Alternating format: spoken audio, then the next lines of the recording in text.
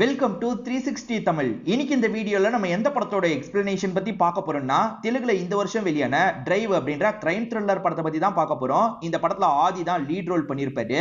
இந்த படம் தமிழ்லயே அமேசான் பிரைம்ல அவைலபிளா இருக்கு. பார்க்கணும்னு நினைக்கிறவங்க ஃபுல் படத்தை பாருங்க. முதல்ல இந்த படத்தோட பிளாட்டை பத்தி பார்ப்போம். நம்ம ஹீரோவை பொறுத்த வரைக்கும் மீடியா டைக்கூனா இருப்பாரு. அதாவது பெரிய மீடியா சேனலை ரன் பண்ணிட்டு இருக்காரு.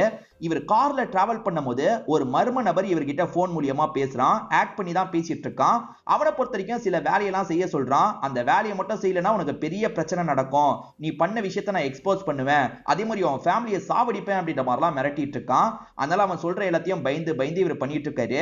அவன் யாருன்ற மாதிரி ஒரு கேள்வி இருக்குல்ல, அதை இவர் கண்டுபிடிச்சாரா இல்லையான்னு சொல்றதுதான் மீதி படத்தோட கதையா இருக்கும். கண்டிப்பா உங்க எல்லாருக்குமே பிடிக்கும் நம்புறேன். எக்ஸ்பிளனேஷன் குள்ள போறதுக்கு முன்னாடி வீடியோக்கு ஒரு லைக் போடுங்க. அதே மாதிரி இந்த எக்ஸ்பிளனேஷன் பிடிச்சிருந்ததுன்னா ஐப்னு ஒரு ஆப்ஷன் இருக்கும், அதையும் கிளிக் பண்ணி சப்போர்ட் பண்ணுங்க. மேற்கொண்டு பேசி டைம் வேஸ்ட் பண்ணாம நம்ம நேரடியா எக்ஸ்பிளனேஷன் குள்ள போயிடலாம். படத்தோட ஸ்டார்டிங் சீனே ஒரு பத்திரிக்கையை நமக்கு காட்டுறாங்க. அந்த பத்திரிக்கை முதல்ல சின்ன பத்திரிக்கை ஆபீஸா தான் இருக்கும். கொஞ்சம் கொஞ்சமா ஒருத்தர் கஷ்டப்பட்டு டெவலப்லாம் பண்ணிருப்பாரு. அவரோட பையன் பேரு ஜெயதேவ் அப்படின்றது. ஜெயதேவா அப்பா நல்லா படிக்க வச்சிருப்பாரு. இதுக்கப்புறம் இந்த இடத்தை நீ பாத்துக்கோன்னு சொல்லியிருப்பாரு. ஜெயதேவா ரொம்ப நேர்மையா தான் இந்த பத்திரிக்கையை ரன் பண்ணிட்டு இருப்பாரு. நேர்மையா இருந்தா காசு சம்பாதிக்க முடியாதுன்ற மாதிரி ஜெயதேவ் யோசிக்கிறாரு. அதனால ஜெயதேவ் இருக்கார்ல, எதிர்கட்சியை சேர்ந்த ஒருத்தர் கிட்ட இந்த பத்திரிக்கை ஆபீசர் தந்துடலாம் நினைக்கிறாரு. இதுக்கப்புறமும் ஜெயதேவ் தான் நடத்த போறாரு. ஆனா நேர்மையா நடத்த மாட்டாரு. எதிர்கட்சி என்ன சொல்றாங்களோ அந்த விஷயத்தெல்லாம் பண்ணுவாரு. இப்ப ஆளுங்கட்சியா இருக்காங்கல்ல, அவங்கள காலி பண்றதுக்கான விஷயத்தெல்லாம் பண்ணுவாரு. அந்த மாதிரி ஒரு பெரிய டீல சைன் பண்றதுக்கான வேலை எல்லாம் போயிட்டு இருக்கு. எதிர்கட்சி கிட்ட டீல் பேசி காசு வாங்கலாம்னு முடிவு பண்ணிருக்காருல. ஆனா இவரோட டிவி சேனல்ல இவரை பத்தி இவர் பெருமையா பேசுறாரு. அது என்னன்னா, நான் ரொம்ப நேர்மையானவன் அப்படின்ற மாதிரிலாம் சொல்லிட்டு இருக்காரு. ஆனா பேரலா விக்கிறதுக்கான ஏற்பாடு எல்லாமே நடந்துட்டு இருக்கு. இன்னும் டீல் கம்ப்ளீட்டா முடியல. இவர் சீக்கிரட்டா அந்த விஷயத்தை பண்ணிட்டு இருக்காரு. இவர் ஆபீஸ்ல இருக்க ஒருத்தர் என்ன சொல்றாருன்னா, இதை நம்ம பண்ணணுமா வேணான்ற மாதிரிலாம் சொல்லிட்டு இருக்காரு. அதெல்லாம் எனக்கு தெரியாது, இது மூலியமா நிறைய காசு வருது, எனக்கு இப்ப அந்த காசு வேணும், அதை வச்சு நான் வேற சில விஷயங்கள்லாம் பண்ண போறேன்ற மாதிரி சொல்லிட்டாரு. இவர் மத்த சில பிசினஸும் பண்ணுவார்ல, அதை டெவலப் பண்றதுக்காக தான் இந்த காசை வாங்கலாம்னு முடிவு பண்ணிருக்காரு. என்னதான் அவர் சொன்னாலும் சரி, இவர் பண்ணதான் போறேன்ற மாதிரி உறுதியா இருக்காரு. இப்ப இவர் இருக்கார்ல, ஒய்ஃபுக்கு கால் பண்ணி பேச ஆரம்பிக்கிறாரு. ஒய்ஃபோட பேரு ஸ்ரேயா அப்படின்றது. அவங்கள பொறுத்த வரைக்கும் இந்தியாவுக்கு நம்ம எப்ப திரும்பி போக போறோம்ன்ற மாதிரி கேக்குறாங்க. கடைசி சில மாசமா இந்த ஊர்ல தான் இவங்க இருக்காங்க போல. பையனோட பர்த்டேக்கு கூட இவர் வந்திருக்க மாட்டாரு. அந்த அளவுக்கு இந்த டீலிங்ல இவர் பிஸியா இருக்காரு. பையனுமே அப்பா கிட்ட கோச்சுக்கிட்ட மாதிரிலாம் பண்ணிட்டு இருக்கான். அப்பாக்கு உன்னோட பர்த்டே நல்லா ஞாபகம் இருக்கு, அப்பா உனக்கு கிஃப்ட் அனுப்பி வச்சிருக்கேன், வந்துரும் அப்படின்ற மாதிரிலாம் சொல்லிட்டு இருக்காரு. அப்ப ஓகேன்ற மாதிரி அந்த பையனும் ஏத்துக்கிறான். நீ எப்பதான் வருவ, ஒரு வாரமா வீட்டுக்கே வரலன்ற மாதிரி சொல்லிட்டாங்க. இன்னும் சில டீல் பாக்கி இருக்கு, அதெல்லாம் முடிச்சுட்டு நான் சீக்கிரமா வந்துடுறேன்னு சொல்லிட்டாரு. இவர் ஒரு டீல முடிவு பண்ணிருக்காருல்ல, அதை பத்திலாம் ஒய்ஃப் கிட்ட இவர் சொல்ல மாட்டாரு. ஏன்னா ஒய்ஃப் எதுக்காக இந்த மாதிரிலாம் பண்றேன்னு கேட்பாங்கல்ல, அதனால ஒய்ஃப் கிட்ட அந்த விஷயத்தெல்லாம் மறைச்சிருவாரு. இவங்க ரெண்டு பேர் பேசிட்டு இருக்கும்போது ஸ்ரேயாவோட வீட்டு காலிங் பெல்ல யாரோ அடிக்கிறாங்க. யாருன்னு பார்க்கலான்ற மாதிரி இவங்களும் போறாங்க. டெலிவரி பண்றதுக்காக ஒரு நபர் தான் வந்திருப்பாரு. நீ அனுப்பின கிஃப்ட் தான் வந்திருக்கு போல அப்படின்ற மாதிரி ஹஸ்பண்ட் கிட்ட சொல்லிட்டாங்க. இப்ப கிஃப்ட வாங்கி பார்க்கும்போது பையன் உடனே வாங்கிக்கிறான். இது எனக்கான கிஃப்ட் அப்படின்ற மாதிரி வேகமா ரூம்குள்ள எல்லாம் போயிட்டு இருக்கான். இப்ப ஹஸ்பண்டும் பேசி காலெல்லாம் வச்சிருந்தாங்க. அடுத்ததா இவர் இருக்கார்ல, லேடி அசிஸ்டன்ட் கூப்பிட்டு பேச ஆரம்பிக்கிறாரு. இந்த டீலிங்ல சில ஒர்க் எல்லாம் இவங்கள தான் பண்ண விட்டுருப்பாரு போல.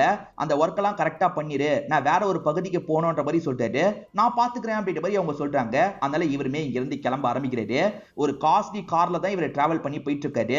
அப்படி போயிட்டு இருக்கும்போது இவரோட ஃப்ரெண்ட்ஸ்க்கு வீடியோ கால் பண்ணி பேச ஆரம்பிக்கிறாரு. இவரோட ஃப்ரெண்ட்ஸா ஸ்கூல் டைம்ல 2 பேர் இருப்பாங்க. அவங்க கிட்ட தான் பேசுறாரு. அதுல ஒருத்தரோட பேரு ரோஷன் அப்படின்றது. ரோஷனை பொறுத்த வரைக்கும் சண்டை படலாம் நடிக்கிற ஒரு பெரிய ஆக்டரா இருப்பாரு. இன்னொரு ஃப்ரெண்டோட பேரு குரு அப்படின்றது. அவரை பொறுத்த வரைக்கும் டாக்டர் வேலை தான் பார்த்துட்டு இருக்காரு. வெயிட் அதிகமா இருந்தா சிலர் ஆபரேட் பண்ணி வெயிட்ட குறைச்சுப்பாங்க பாத்தீங்களா, அந்த மாதிரி ஒரு டாக்டரா தான் இவர் இருப்பாரு. இப்போ இவங்க 3 பேருமே ஸ்கூல் டைம்ல ஃபன் பண்ணத பத்திலாம் யோசிச்சுட்டு இருக்காங்க. 5 வருஷமா இவங்க 2 பேர் மீட் பண்ணல போல. நம்ம மீட் பண்ணி திரும்பி பழைய மாதிரி என்ஜாய் பண்ணணும் அப்படின்ற மாதிரிலாம் ஃப்ரெண்ட்ஸ் கிட்ட இவர் சொல்லிட்டாரு. சரி, அதுக்குன்னு ஒரு டைம் ஒதுக்கலாம், நம்ம மீட் பண்ணலாம் அப்படின்ற மாதிரி இவங்களுமே பேசிக்கிறாங்க. இப்போ அந்த ஆக்டரை பொறுத்த வரைக்கும் ஷாட்டுக்கு டைம் ஆயிடுச்சு, நான் கிளம்பணும் அப்படின்ற மாதிரிலாம் சொல்லிட்டாரு. சரி ஓகே நம்ம பார்க்கலாம்ன்ற மாதிரி இவங்களுமே காலெல்லாம் கட் பண்ணிடுறாங்க. நம்ம ஹீரோ கூட எப்பவுமே காட்ஸ்லாம் வந்துகிட்டே இருப்பாங்க. இதுக்கப்புறம் நீங்க வர தேவையில்ல, நான் பாத்துக்கிறேன் அப்படின்ற மாதிரிலாம் சொல்லிட்டாரு. இங்க தான் டிரைவ் அப்படின்ற மாதிரி படத்தோட டைட்டில போடுறாங்க. இப்ப இவருமே கார்ல டிராவல் பண்ணிலாம் வந்துட்டு இருக்காரு. இந்த சமயம் ஊடி போட்ட மாதிரி ஒரு நபரை நமக்கு காட்டுறாங்க. அந்த நபர் இருக்காருல, அவரோட இடத்துக்குள்ள வராரு. அந்த இடத்துல ஏகப்பட்ட சிஸ்டத்துக்கான செட்டப்லாம் இருக்கு. இவர் பெரிய ஹேக்கர் போல. இப்ப இவர் என்ன பண்றாருன்னா, ஹீரோ கிட்ட கம்யூனிகேட் பண்ணணும் அப்படின்ற மாதிரி கம்யூனிகேட் பண்ண ஆரம்பிக்கிறாரு. ஹீரோ கார்ல வந்துட்டு இருக்கும்போது கால் வருது. ஹீரோவும் அட்டன் பண்ணி பேசுறாரு. எதிர இருக்க மர்ம நபர் இருக்காருல, கொஞ்சம் வித்தியாசமா பேசுறாரு. யாரா நீ, என்ன கிண்டல் பண்ணிட்டு இருக்கியா அப்படின்ற மாதிரி இவர் சட்டுன்னு காலை கட் பண்ணிடுறாரு. இப்ப அவன் இருக்கான் பாத்தீங்களா, திரும்பி கால் பண்ணும் அப்படின்ற மாதிரி யோசிக்கிறான். நம்ம ஹீரோ என்ன பண்ணிருப்பாருன்னா, ஏரோ ஏரோப்ளேன் மோட்ல வந்து போனை வச்சிருப்பாரு. அப்படி இருந்து கூட இவன் பண்ற கால் வருது. ஏரோப்ளேன் மோட்ல இருக்கும்போது எப்படிடா கால் பண்ற அப்படின்ற மாதிரி இவர் ஷாக் ஆவறாரு. அதெல்லாம் என்னால பண்ண முடியும், எனக்கு ஹேக்கிங்லாம் தெரியும்ன்ற மாதிரி அவனும் வீடியோ கால் பண்றான். இவன் என்ன வீடியோ காலே பண்றான் அப்படின்ற மாதிரி ரொம்ப ஆச்சரியப்படுறாரு. அட்டன் பண்ணி பார்த்தா அவன் ஃபேஸை மறைச்சு வச்சிருக்கிறது தெரியுது. யாரா நீ அப்படின்ற மாதிரிலாம் இவர் கோபமா கேட்டுட்டு இருக்காரு. நான் யாருன்றது முக்கியம் இல்ல, நான் சொல்றதை நீ பண்ணும், அப்படி இல்லைன்னா உனக்கு பிரச்சனை வரும்ன்ற மாதிரி அவன் சொல்றான். நீ சொல்றதை நான் எதுக்கு பண்ணணும், நான்லாம் பண்ண முடியாது, உன்னால முடிஞ்சதை பார்த்துக்கோன்ற மாதிரி ஹீரோவும் தெனாவட்டா பேசிட்டு இருக்காரு. நீ போட்டிருக்க டீலை பத்தி எனக்கு தெரியும்பா, அந்த டீலை பத்தி நிறைய பேருக்கு தெரியாது, அதெல்லாம் தெரிஞ்சா அந்த டீல் நடக்கும்னு நினைக்கிறியான்ற மாதிரி கிண்டல் பண்றான். நம்ம போட்ட டீலை பத்தி இவனுக்கு எப்படி தெரியும்ன்ற மாதிரி யோசிக்கிறாரு. ஏன்னா ரொம்ப சீக்கிரட்டா தான் அதை மெயின்டைன் பண்ணிட்டு இருக்காரு. அதை பத்தி உனக்கு எப்படா தெரியும் அப்படின்ற மாதிரி கோவமா கேட்கிறாரு. எனக்கு தெரியும், எனக்கு தெரிஞ்சதுனால இப்ப நிறைய பேருக்கும் தெரியும்ன்ற மாதிரி சொல்றான். இப்ப கொஞ்ச நேரத்துல ஒரு ஆபீசர் கிட்ட இருந்து ஹீரோக்கு கால் வருது. ஹீரோ பண்ணிட்டு இருக்க இந்த டீலை பத்தி இந்த ஆபீசருக்கு தெரிய வந்திருக்கு போல. இந்த ஆபீசர் நிறைய ஹீரோக்கு ஹெல்ப்லாம் பண்ணிருப்பாரு. ஆனா இந்த டீலை பத்தி ஒரு வார்த்தை கூட என்கிட்ட ஷேர் பண்ணல. இப்ப எனக்கே தெரிஞ்சிருச்சு, உன்னை என்ன பண்றேன் பாருன்ற மாதிரிலாம் சொல்லிட்டு இருக்காரு. சரி அவசரப்பட்டு எதுவும் பண்ணிடாதீங்க அப்படின்ற மாதிரி இந்த ஆபீசரை இவர் சமாதானப்படுத்துறதுக்கு ட்ரை பண்ணிட்டு இருக்காரு. ஆனா அந்த ஆபீசர் கேட்கிற மாதிரியே இல்ல, கோவத்துல காலை கட் பண்ணிடுறாரு. இந்த ஆபீசர் வெளியே போய் சொல்லிட்டா என்ன பண்றது அப்படின்ற மாதிரிலாம் யோசிக்கிறாரு. இந்த ஆபீசர் கிட்ட மட்டும் அந்த மர்ம நபர் சொல்ல நிறைய பேருக்கு தெரிய வச்சிட்டான் போல. அதனாலதான் அந்த ஆபீசர் அப்படிலாம் பேசிட்டு இருக்காரு. இந்த டீலை ரொம்ப சீக்கிரட்டா பண்ணோம், அப்படி இல்லைன்னா இவரோட பேரு டேமேஜ் ஆயிடும்ல. இப்ப லீக்கேஜ் ஏற்பட்டதுனால இன்ஃபர்மேஷன் வெளியே போயிருது. மீடியாக்கே இந்த இன்ஃபர்மேஷன் வந்துருது போல. இந்த மாதிரிலாம் நடக்க போறதா சொல்றாங்க, எந்த அளவுக்கு உண்மைன்னு தெரியலன்ற மாதிரி நியூஸ்ல எல்லாம் சொல்லிட்டு இருக்காங்க. அதனால இவரோட சேனல் பேரே ரொம்ப டேமேஜ் ஆகுது. இந்த மாதிரி காசுக்காக மொத்த சேனலையும் விக்கிறதுக்கு முடிவு பண்ணிருக்காரா அப்படின்ற மாதிரி எல்லாருமே டிபேட்லாம் பண்ணிட்டு இருக்காங்க. அச்சச்சோ நம்மளை கிழிக்க ஆரம்பிச்சிட்டாங்க அப்படின்ற மாதிரி இவருமே பார்த்து பதட்டப்படுறாரு. பேசாம இவன் சொல்ற மாதிரி கேட்கலாம், அதுதான் ஒரே வழி, அப்படி இல்லைன்னா அவன் எல்லார்கிட்டயும் டீட்டெயில கொண்டு போயிடுவான் அப்படின்ற மாதிரி யோசிக்கிறாரு. ஏன்னா அவன் என்கிட்ட சாட்செல்லாம் இருக்குன்ற மாதிரி சொல்லியிருப்பான். அதனால தான் ஹீரோ பயப்படுறாரு. எதுக்காகடா இந்த மாதிரி பண்ணிட்டு இருக்க, உனக்கு என்னதான் வேணும்ன்ற மாதிரிலாம் கேட்க ஆரம்பிக்கிறாரு. அதே சமயம் ஏற்கனவே இந்த முடிவு தப்புன்னு இவரோட ஆபீஸ்ல ஒருத்தர் சொன்னார்ல, அவரும் இப்ப லீக்கேஜ் வேற ஏற்பட்டிருக்கு, எந்த சைட்ல இருந்து லீக்கேஜ் ஏற்பட்டதுன்றத கண்டுபிடிச்சிட்டேன், நம்ம ஆபீஸ் சைட்ல யாருமே பண்ணல, உங்க லேப்டாப்ல இருந்து யாரோ தூக்கி இருக்காங்க, யாருன்றத செக் பண்ணுங்கன்ற மாதிரி சொல்லிட்டாரு. என் லேப்டாப்ல இருக்க டீடைலை எப்படா எடுத்து அப்படின்ற மாதிரி மர்ம நபர் கிட்ட இவர் கோவப்பட்டு இருக்காரு. இவர் கொஞ்சம் கோவத்துல வண்டி ஓட்டுறதுனால தெரியாதனமா முன்னாடி இருக்க காரை இடிச்சிடுறாரு. அந்த லேடி பயங்கரமா டென்ஷன் ஆயிடுறாங்க. என் காரை இடிச்சிட்டல, நான் போலீஸ்க்கு கால் பண்றேன்ற மாதிரிலாம் சொல்லிட்டாங்க. அப்ப மர்ம நபர் இருக்கான்ல, போலீஸ் கிட்ட எல்லாம் போக வேணாம்னு சொல்லு, அவங்களுக்கு காரை சரி பண்ணி தரதா சொல்லுன்ற மாதிரி சொல்றான். இவருமே காரை உங்களுக்கு சரி பண்ணி தரன்ற மாதிரிலாம் அந்த லேடி கிட்ட பேசிட்டு இருக்காரு. அந்த லேடி இருக்காங்கல்ல, என்ன ஃபாலோ பண்ணு, இந்த இடத்துக்கு போலான்ற மாதிரி சொல்றாங்க. இவரும் ஃபாலோ பண்ற மாதிரிலாம் போயிட்டு இருக்காரு. ஆனா அதுக்குள்ள அவன் இருக்கான் பாத்தீங்களா, சிக்னல்ல சில சேஞ்சஸ் எல்லாம் பண்றான். சேஞ்சஸ் பண்ணி அந்த லேடியோட கார் ஆக்சிடென்ட் ஆகிற மாதிரி பண்றான். அந்த லேடியோட கார் ஆக்சிடென்ட் ஆயிருது. அவங்க உயிரெல்லாம் போயிருக்காது, ஆனா அதுக்கு மேல அவங்க அங்க இருந்து கிளம்ப முடியாது. அந்த மாதிரி ஒரு விஷயத்த பண்ணிடுறான். ஏன்டா இப்படி பண்ண அப்படின்ற மாதிரி ஹீரோ கேட்டுட்டு இருக்காரு. அடுத்த கொஞ்ச நேரத்துக்கு நான் சொல்றதை நீ கேட்கணும், யாரோ ஒருத்தர் சொல்றதை நீ கேட்க கூடாது, இப்ப நான் சொல்றேன் இந்த வழியா திரும்பி போன்ற மாதிரி சொல்றான். வேற வழி இல்லல்ல, சரி போலான்ற மாதிரி இவருமே டிராவல் பண்ண ஆரம்பிக்கிறாரு. என்கிட்ட பேசுறத நீ ஸ்டாப்பே பண்ணக்கூடாது அப்படின்ற மாதிரிலாம் அவன் சொல்றான். சரி ஸ்டாப் பண்ண மாட்டேன் அப்படின்ற மாதிரி இவரும் ஏத்துக்கிறாரு. ஆனா நம்ம ஹீரோ ஜெயதேவ் இருக்கார்ல, இவனுக்கு தெரியாம வேற ஒரு போனை நம்ம ரெடி பண்ணோம், அந்த போன் மூலியமா நமக்கு வேண்டியவங்க கிட்ட கம்யூனிகேட் பண்ணோம் அப்படின்ற மாதிரிலாம் யோசிக்கிறாரு. நீ எதுக்காகடா இந்த மாதிரி பண்றேன்னு இவங்கிட்டயும் கேட்கறாரு. அதெல்லாம் சொல்ல முடியாது அப்படின்ற மாதிரி அவன் சொல்லிட்டு இருக்கான். இந்த சமயம் ஸ்ரேயா இருக்காங்கல்ல, நியூஸ்ல இத பத்தி சொல்லிட்டு இருக்கிறத கவனிக்கிறாங்க. என்ன உன்னோட மீடியா கம்பெனியை பத்தி என்னென்னமோ சொல்லிட்டு இருக்காங்க அப்படின்ற மாதிரி ஹஸ்பண்டுக்கும் கால் பண்ணி கேட்கறாங்க. அவங்க ஏதோ உளறிட்டு இருக்காங்க, அதெல்லாம் உண்மை கிடையாது, நீ தேவையில்லாம அதெல்லாம் பார்த்து குழப்பிக்காத அப்படின்ற மாதிரி இவர் சொல்லிட்டாரு. ஒய்ஃபு கிட்ட இன்னமும் இவரை நல்லவர் மாதிரி இவர் காமிச்சுக்கிறாரு. இவர் ஆபீஸ்ல வேலை பார்க்கறவரு கால் பண்றாரு, பிரச்சனையை என்னால சால்வ் பண்ண முடியும்னு தோணல, நீங்க சீக்கிரமா கிளம்பி வாங்கன்னு சொல்லிட்டாரு. ஆனா ஹீரோவால இப்ப கிளம்பி போக முடியாதுல்ல, ஹீரோ வேற ஏதாவது பண்ணணும்னு யோசிக்கிறாரு. இவர் கார்லயே இருக்கிற மாதிரி அவனை நம்ப வைக்கிறதுக்கு ஒரு விஷயத்த பண்ணிடுறாரு. இப்ப வேகமா பக்கத்துல இருக்க ஒரு கடைக்கு வந்துடுறாரு. எனக்கு ஒரு போனு ஒரு சிம் வேணும்ன்ற மாதிரிலாம் கேட்கறாரு. அவங்களுமே போனு சிம் எல்லாம் எடுத்து தராங்க. இப்ப இவருக்கு ஒரு சின்ன போன் கிடைச்சிருதுல, இது மூலியமா நமக்கு வேண்டியவங்களுக்கு கால் பண்ணலான்ற மாதிரி கால் பண்றாரு. இந்த போன் அவன் ஆக்ட் பண்ண முடியாதுன்ற தைரியத்துல தான் கால் பண்ணி இவர் பேச ஆரம்பிக்கிறாரு. நான் இந்த மாதிரி ஒரு சிச்சுவேஷன்ல மாட்டிட்டு இருக்கேன், எவன் இந்த விஷயத்த பண்றான்றது எனக்கு தெரியல, அவன் யாரு என்னன்றதை சீக்கிரமா கண்டுபிடிங்க, அதே சமயம் இந்த மாதிரிலாம் ப்ராப்ளம் ஏற்பட்டிருக்கு, என்னால அந்த இடத்துக்கு வந்து சால்வ் பண்ண முடியாது, நீங்க தான் சால்வ் பண்ணும் அப்படின்ற மாதிரிலாம் சொல்லிட்டு இருக்காரு. அந்த ஆளுங்களும் சரி அப்படின்ற மாதிரிலாம் ஏத்துக்கிறாங்க. இப்ப கொஞ்சம் லேட் ஆகிட்டே இருக்குல்ல, இவருமே வேகமா ஓடி கார் இருக்கிற பகுதிக்கு வந்துடுறாரு. இவர் சீட் பண்ணாரு பாத்தீங்களா, அது அந்த மர்ம நபருக்கு தெரிஞ்சிருது போல. சீட் பண்ண கூடாதுன்னு சொல்லியும் சீட் பண்ணிருக்கல, இதுக்கு உனக்கு தண்டனை இருக்குன்ற மாதிரி சொல்றான். இவருமே லைட்டா பயந்துட்டு இருக்காரு. இப்போ உன்னோட போனுக்கு ஒரு வீடியோ அனுப்பியிருக்கேன் பாருன்ற மாதிரி சொல்றான். இவருமே அந்த வீடியோவை பிளே பண்றாரு. பார்த்து ஷாக் ஆயிடுறாரு. இவருக்கு ஒய்ஃப் இருக்க மாதிரி காமிச்சாங்கல்ல, அதை தாண்டியும் வேற சில பொண்ணுங்க கிட்ட எல்லாம் இவர் ஒண்ணு மண்ணா இருப்பாரு போல. அந்த மாதிரி ஒரு பொண்ணு கூட இவர் நெருக்கமா இருக்க வீடியோவை தான் அனுப்பி வச்சிருக்கான். இதை பாக்குறவரு ஷாக் ஆகுறாரு. இந்த வீடியோவை இப்போ உன்னோட ஒய்ஃபுக்கு அனுப்பி வச்சா கரெக்டா இருக்கும்லன்ற மாதிரி கேட்கறான். அப்படி மட்டும் பண்ணிடாதன்ற மாதிரிலாம் இவர் சொல்றாரு. அப்பன்னு பார்த்து பையன் கிட்ட இருந்து கால் வருது. ஐயோ வீடியோவை அனுப்பி வச்சிட்டான் போல அப்படின்ற மாதிரிலாம் இவர் பயப்படுறாரு. இப்ப வீடியோ கால்ல பையன் சாதாரணமா தான் பேசுறான். இன்னும் அன்பிளன்றது இவருக்கு புரியுது. இப்ப ஒய்ஃபா அந்த இடத்துக்கு வந்துடுறாங்க. என்ன திடீர்னு கால் பண்ணிருக்கீங்க அப்படின்ற மாதிரிலாம் பேச ஆரம்பிக்கிறாங்க. நீங்க ஓகே தானேன்னு கேக்குறாங்க. இவரும் ஓகேன்ற மாதிரிலாம் சொல்லிட்டு இருக்காரு. அவங்கிட்டயும் அனுப்பிடாத அப்படின்ற மாதிரிலாம் கெஞ்சி கேட்டுட்டு இருக்காரு. இப்ப அவன் என்ன பண்றான்னா அந்த டிவில பிளே ஆகுற மாதிரி பண்றான். இவர் போன்ல ஒய்ஃப் கிட்ட பேசிட்டு இருக்கும் போது டிவில அந்த வீடியோ பிளே ஆகுது. இப்ப பையனும் அப்பா வேற ஒரு லேடியை கட்டி பிடிக்கிறாரு அப்படின்ற மாதிரி சொல்றான். இதை கேட்கிற இவங்களுமே ஷாக் ஆகி திரும்பி பாக்குறாங்க. இப்ப ஒய்ஃப் அந்த வீடியோவை பாத்துறாங்க. இதெல்லாம் என்ன ஜெயதேவ் அப்படின்ற மாதிரி கோவப்படுறாங்க. இப்ப நான் எதுவுமே சொல்ல முடியாத நிலைமையில இருக்கேன். நான் சீக்கிரம் எல்லா ப்ராப்ளத்தையும் சால்வ் பண்ணிட்டு வந்து உனக்கு புரிய வைக்கிறேன். சத்தியமா நான் உன்னதான் லவ் பண்றேன், புரிஞ்சுக்கோ அப்படின்ற மாதிரிலாம் மனசை மாத்துற மாதிரி பேசிடுறாரு.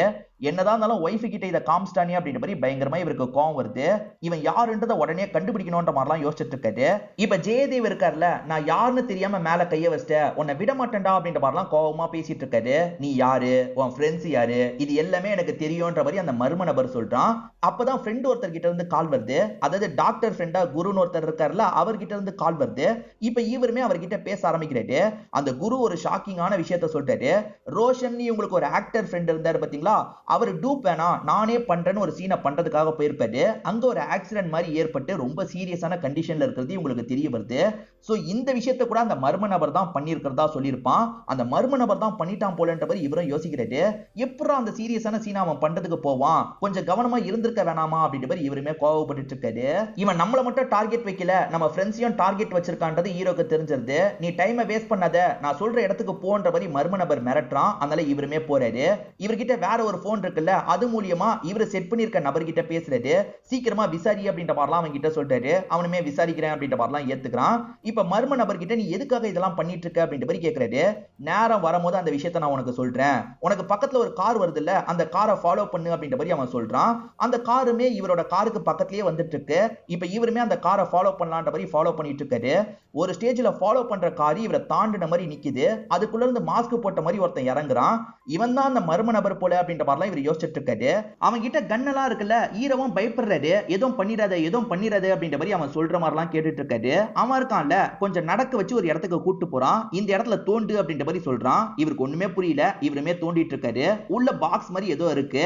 அதுக்குள்ள இவர் என்ன பண்றாருன்னா சட்டுன்னு அவன் கூட சண்டை போட ஆரம்பிச்சிடுறாரு. அவன் அசந்த நேரம் அவன் கூட சண்டை போட ஆரம்பிச்சிருப்பாரு. இப்ப சண்டை போட்டு ஒரு ஸ்டேஜ்ல அவனை லாக் பண்ணிடுறாரு. யாரா நீ, எதுக்காகடா இந்த மாதிரிலாம் பண்ணிட்டு இருக்க அப்படின்ற மாதிரி கேக்குறாரு. நீ நினைக்கிற ஆள் நான் கிடையாது, என்ன அவன் தான் அனுப்பி வச்சான், என்ன சில வேலை பண்ண சொன்னான் அப்படின்ற மாதிரிலாம் இவன் சொல்றான். என்ன வேலைடா பண்ண சொன்னான் அப்படின்னு இவர் கேட்டுட்டு இருக்காரு. அந்த பாக்ஸை உங்ககிட்ட எடுத்து தர சொன்னான் அப்படின்ற மாதிரி இவர் சொல்லிட்டாரு. அந்த பாக்ஸ்ல தான் ஏதோ இருக்குன்னு இவருக்கு புரிஞ்சிருது. எந்த பாக்ஸ் அப்படின்ற மாதிரி எடுக்கிறதுக்காக வராரு. இப்ப பாக்ஸுக்குள்ள பார்த்தா ஒரு போட்டோ இருக்கு. போட்டோவை பாக்குறவரு ஷாக் ஆகுறாரு. இவரும் இவரோட ரெண்டு ஃப்ரெண்டும் சேர்ந்து எடுத்த மாதிரி போட்டோ தான் இருக்கு. ஸ்கூல் டைம்ல எடுத்த போட்டோவா இருக்கும். இந்த போட்டோ எப்படி அவனுக்கு கிடைச்சது அப்படின்ற மாதிரி யோசிக்கிறாரு. அந்த போட்டோல ஒரு வசனமும் எழுதி இருக்கு. நீ பண்ண தப்புக்கு உனக்கு தண்டனை கிடைக்கும்னு ஒரு வசனம் வரும் பாத்தீங்களா, அந்த வசனம் தான் எழுதி இருக்கு. இத பாக்குறவரு பயங்கரமா ஷாக் ஆகுறாரு. இங்கதான் படத்தோட இன்டர்வல போடுறாங்க. இப்ப ஸ்கூல் டைம்ல நடந்த விஷயத்தை காட்டுறாங்க. இவங்க கூட டேவிட்னு ஒரு பையன் படிச்சிருப்பான். அந்த பையன் ஒரு பொண்ணு கிட்ட க்ளோஸா பேசிட்டு இருக்கான். அந்த பொண்ணை இவங்க மூணு பேருக்குமே பிடிக்கும். என்ன இவன் பொண்ணு கிட்ட பேசுறான் அப்படின்ற மாதிரி இவங்க மூணு பேருமே பயங்கரமா டென்ஷன் ஆயிடுறாங்க. நைட்டு நேரம் அவன் படுத்து தூங்கிட்டு இருக்கும் போது அந்த ரூம்க்கு வந்து இவங்க மூணு பேருமே அவனை போட்டு அடின்னு அடிச்சிட்டு இருக்காங்க. இவங்க இந்த மாதிரி அடிச்சது அந்த பொண்ணுக்கு தெரிஞ்சிருது. அந்த பொண்ணு இவங்க மூணு பேர் மேலதான் கோவப்படுறாங்க. நீங்களாம் நல்ல பசங்கன்னு நினைச்சேன், ஆனா டேவிட போய் இப்படி அடிச்சிருக்கீங்க. இதுக்கப்புறம் நான் டேவிட் கிட்ட தான் பேசுவேன், உங்ககிட்ட பேச மாட்டேன் அப்படின்ற மாதிரி சொல்லிடுறாங்க. என்ன டேவிடுக்கு பிளஸ்ஸா போயிருச்சு அப்படின்ற மாதிரி இவனுங்களும் கடுப்பாயிடுறாங்க. டேவிட வேற எப்படியாவது அசிங்கப்படுத்தணும் அப்படின்ற மாதிரிலாம் யோசிக்கிறாங்க. இப்ப நடந்துட்டு இருக்கிறதுக்கும் டேவிடுக்கும் சம்பந்தம் இருக்குன்னு இவர் நினைக்கிறாருல, அதனால ஃப்ரெண்டு குருவுக்கு கால் பண்ணி இந்த விஷயத்த சொல்லிட்டு இருக்காரு. டேவிட் தான் செத்து போயிட்டானே அப்படின்ற மாதிரி குரு சொல்றாரு. அவன் செத்து போயிட்டான், அவனுக்கு வேண்டிய யாரோ இதை பண்ணிட்டு இருக்காங்கன்னு ஹீரோ சொல்றாரு. யாரா இருக்கும் அப்படின்ற மாதிரிலாம் குரு கேட்டுட்டு இருக்காரு. யாருன்னு தெரியல, நம்ம கண்டுபிடிக்கணும் அப்படின்ற மாதிரி இவர் சொல்றாரு. இப்பதான் திரும்பி விட்ட இடத்துல இருந்து நமக்கு காட்டுறாங்க. டேவிட் அசிங்கப்படுத்துறதுக்காக ஒரு விஷயத்த பண்றாங்க. அவனோட பர்த்டே வரும்போது கேக் வெட்டலான்ற மாதிரி வர வச்சிருந்தாங்க. எய்ட்ஸ் பாய் அப்படின்ற மாதிரி எழுதி வச்சிருக்காங்க. அதாவது இவனுக்கு எய்ட்ஸ் வந்திருக்கு அப்படின்ற மாதிரி எல்லார்கிட்டயும் சொல்லி சிரிக்கிறாங்க.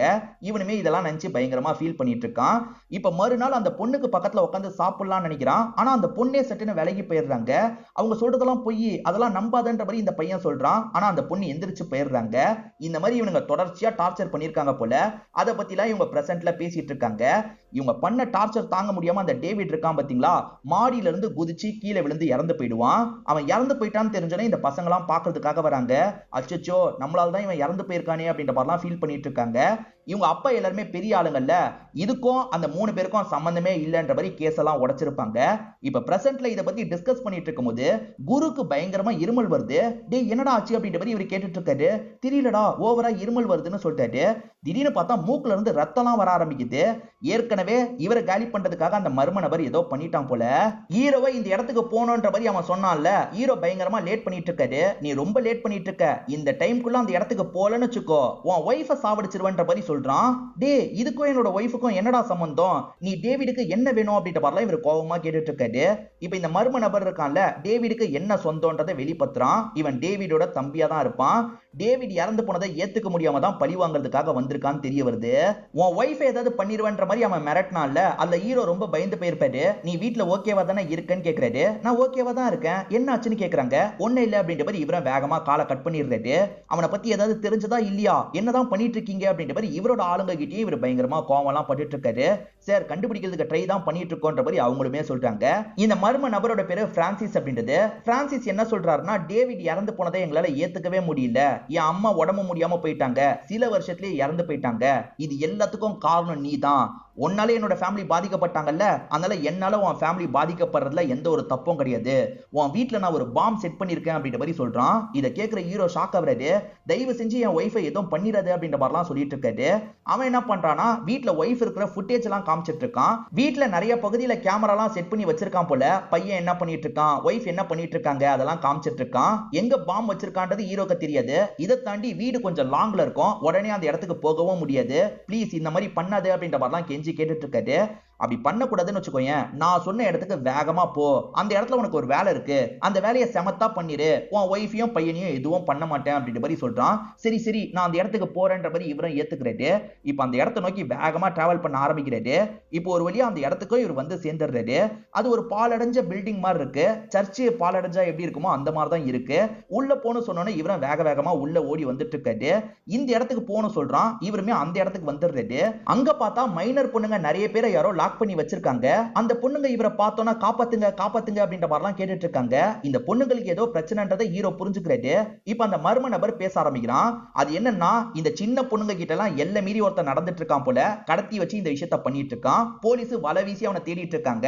அந்த டிராப்ல தான் ஒன்ன மாட்ட வச்சிருக்கேன். ஒண்ணு அந்த டீம்ல இருக்க எல்லார் கதையும் நீ முடிக்கணும், அப்படி இல்லைன்னு வச்சுக்கோ அந்த டீம் மாட்டும் போது நீயும் மாட்டுவ, ஏன்னா போலீஸ்க்கு நான் இன்ஃபர்மேஷனை இப்பதான் கொடுத்தேன்ற மாதிரி சிரிச்சுக்கிட்டே சொல்றான். இதை கேட்கிற ஹீரோவும் பயங்கரமா ஷாக் ஆகுறாரு. அந்த டீம் எப்ப வெளியே போவாங்கன்னு தெரிஞ்சு அந்த சமயம் ஹீரோவை வர வச்சிருப்பான். இப்ப அந்த டீம் இருக்காங்கல்ல, திரும்பி மொத்தமா வந்துட்டு இருக்காங்க. ஹீரோ வந்தது தெரிஞ்சு அட்டாக் பண்ற மாதிரி தான் வந்துட்டு இருக்காங்க. இப்ப அவங்க கூட சண்டை போடுறது தான் ஒரே வழின்றது ஹீரோக்கு தெரிஞ்சிருது. இந்த பொண்ணுங்க வேற ஹெல்ப் பண்ணுங்கன்ற மாதிரி கேட்டுட்டு இருக்காங்க. இந்த பொண்ணுங்களுக்கு ஹெல்ப் பண்ணலனாலும் நம்ம தப்பிக்கிறதுக்கு சண்டை போட்டு தான் ஆகணும்ன்ற மாதிரி இவர் யோசிக்கிறாரு. இப்ப அவனுங்களாம் கொல்ற மாதிரி வந்துட்டு இருக்காங்கல்ல, இவருமே தடுத்து அவனுங்க கூட சண்டை போடுறாரு. அவனுங்க நிறைய கன்னெல்லாம் வச்சிருப்பாங்க. அதை மீறியும் இவர் பயங்கரமா சண்டை போட்டுட்டு இருக்காரு. கொஞ்ச நேரத்துல போலீஸ் வேற வர போறாங்க. அந்த சமயம் இந்த டீம் கூட நம்ம இருக்க கூடாது, நமக்கும் பிரச்சனை வந்துரும் அப்படின்ற மாதிரி யோசிக்கிறாரு. அவனுங்க வேற இவரை லாக் பண்ற மாதிரிலாம் பண்ணிட்டு இருக்காங்க. அதை மீறியே இவர் சண்டை போடுறாரு. எல்லாரையும் அடிச்சு போட்டுறாரு. இங்க இருந்து கிளம்பணும் அப்படின்ற மாதிரி வாசல் கிட்ட வந்து கார் எடுத்துட்டு கிளம்ப ஆரம்பிக்கிறாரு. இவர் கிளம்பி கொஞ்ச நேரத்துல போலீஸ்கார் வர மாதிரி நமக்கு காட்டுறாங்க.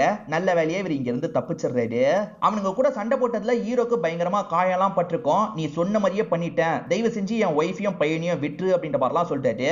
அப்பெல்லாம் விட முடியாது, உன் ஒய்ஃப் பையன் சாவது உறுதின்ற மாதிரி அவன் சிரிக்கிறான். ஏன்டா இப்படி பண்ற அப்படின்ற மாதிரி இவர் கோவப்படுறாரு. நீ பண்ணதை விடவா நான் பண்ணிட்டேன், கண்டிப்பா உன் ஒய்ஃபும் பையனும் சாக போறாங்க, நீ பண்ண தப்புக்காக சாக போறாங்கன்ற மாதிரி சொல்லிட்டு இருக்கான். இவனை மீறி ஏதாவது பண்ணணும் அப்படின்ற மாதிரி இவரும் யோசிக்க ஆரம்பிக்கிறாரு. இப்பதான் இவரை செட் பண்ண ஆளுங்க கண்டுபிடிச்சிட்டோம் அப்படின்ற மாதிரி சொல்லிட்டாங்க. அதாவது அவன் பேரு பிரான்சிஸ். அவனை பொறுத்த வரைக்கும் அப்பா இருக்காரு போல, அப்பாவை நெருங்கிட்டு இருக்கோம் அப்படின்ற மாதிரி சொல்றாங்க. இதனால இவர் என்ன பண்றாருன்னா, இவனை மிரட்டுற மாதிரி பேசுறாரு. உன்னோட பேரு பிரான்சிஸ்ன்றதை கண்டுபிடிச்சிட்டேன், உன் அப்பா இந்த பகுதியில தானே இருக்காரு, நான் ஊன்னு சொன்னா உன் அப்பாவோட கதையை முடிச்சிருவாங்க, இப்ப என்ன சொல்ற அப்படின்ற மாதிரிலாம் மிரட்டிட்டு இருக்காரு. என் அப்பாவை எதுவும் பண்ணாது அப்படின்ற மாதிரி அவன் கெஞ்சுறான். இதே தானே நானும் கெஞ்சி கேட்டேன், என் ஒய்ஃபையும் என் பையனையும் விட்டுருன்ட்டு, நீ கேட்டியா? நீ மட்டும் இப்ப என் ஒய்ஃப் பையனை விடலன்னு வச்சுக்கோ, உன் அப்பா கதையை முடிச்சிருவேன்ற மாதிரி மிரட்டுறாரு. இதனால அவனுமே பயப்படுறான். சரி உன் போன்ல நான் ஒரு கோட் அனுப்புறேன், அந்த கோடை நீ டைப் பண்ணனா அந்த பாம்பு டிஃப்யூஸ் ஆயிடும், அதை உடனே பண்ணுன்ற மாதிரி சொல்றான்.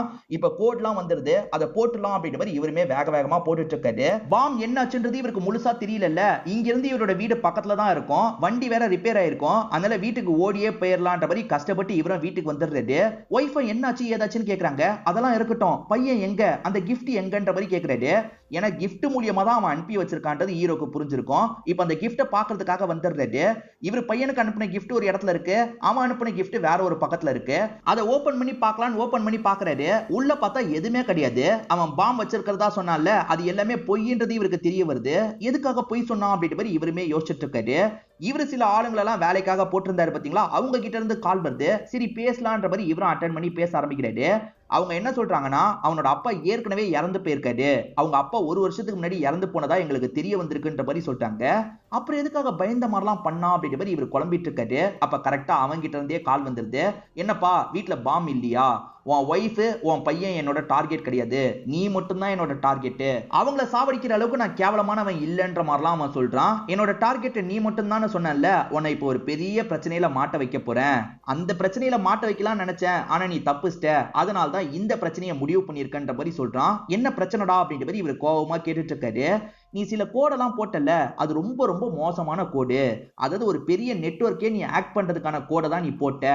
ஒரு நாட்டோட முக்கியமான டீடைல்ஸ் எல்லாம் ஸ்டோர் பண்ணி வச்சிருப்பாங்க பாத்தீங்களா, அந்த இடத்தை ஆக்ட் பண்றதுக்கான வேலையை தான் ஹீரோ பண்ணிருப்பாரு. ஹீரோ அந்த வேலையை பண்ணிருக்க மாட்டாரு, இவன் ஏற்கனவே செட் பண்ணி வச்சிருப்பான். ஹீரோ தெரியாதனமா போன்ல அந்த விஷயத்தை பண்ணிருப்பாரு. அதனால ஹீரோ பண்ண மாதிரி கணக்காயிடும். நீ பண்ண தப்புக்கு எவ்வளவு பெரிய தண்டனை கிடைக்கும் தெரியுமா, 10 வருஷம் நீ ஜெயில விட்டு வெளியவே வர முடியாதுன்ற மாதிரி அவன் கிண்டல் பண்ணி சிரிச்சிட்டு இருக்கான். இப்ப ஹீரோ பயங்கரமா கோவப்படுறாரு. இந்த ஒரு நாள் முழுக்க பயங்கரமா அலைய விட்டுட்டான்ல, இதனால ஹீரோ என்ன சொல்றாருன்னா, நான் வெளியே வரும்போது உன்னை நிச்சயமா விட மாட்டேன்டா, வந்து உன்னை பழி வாங்குவேன் அப்படின்ற மாதிரிலாம் சொல்லிட்டு இருக்காரு. குட் லக் அப்படின்ற மாதிரி அவனும் கிண்டல் பண்ணி காலை கட் பண்ணிடுறான். இப்ப போலீஸ் இந்த இடத்துக்கு வந்து ஹீரோவை லாக் பண்ணிடுறாங்க. இப்ப சில மாசம் கழிச்சு அந்த மர்ம நபரை நமக்கு காட்டுறாங்க. ஆக்சுவலா இந்த பிரான்சிஸ் அப்படின்ற ரோல சத்யதேவ் அப்படின்ற ஒரு தெலுங்கு ஆக்டர் தான் பண்ணிருப்பாரு. அவர் ஒய்ஃபு கூடயும் பொண்ணு கூடயும் டைம் எல்லாம் ஸ்பெண்ட் பண்ணிட்டு இருக்காரு. அப்ப போன் கால் வருது. புது நம்பர்ல இருந்து வரதுனால கொஞ்சம் தள்ளி வந்து பேசலாம் நினைக்கிறாரு. இப்ப அட்டன் பண்ணி பேச ஆரம்பிச்சவரு ஷாக் ஆயிடுறாரு. இப்பதான் இவரோட ஃபேஸையும் நமக்கு காட்டுறாங்க. எதிர பேசுறது யார் தெரியுமா, நம்ம ஹீரோ தான் பேசுறாரு. ஹீரோ இன்னும் ஜெயில தான் இருக்காரு போல.